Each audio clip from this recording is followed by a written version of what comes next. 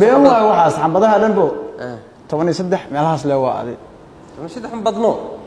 way badan yihiin laakiin dadka waxa ka dhigayo wax la qasna balado wax waaweyn ka dhigayo maanta dhan dadaal dhageysanay qareena hadlaay waxa hadlaay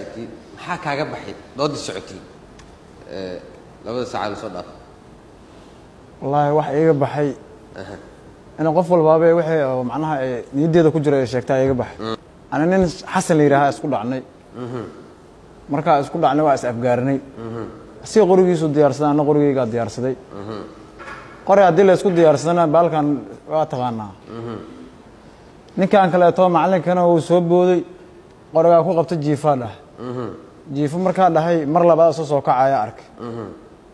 saasi hadii hawshu ku dhacday gudoomiye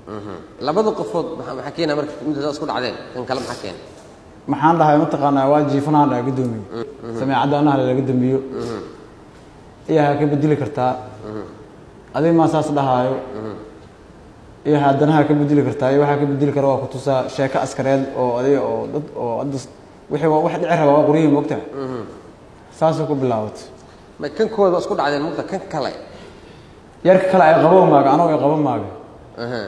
midkaan waa dhintaba mugaas dhaawac waa camal marka anay qabo maaga asigana saas waa marka ay ku gaar marka xabadaha inta la eeg yaa ku jawaabay inta been waxaas xabadaha dhanbo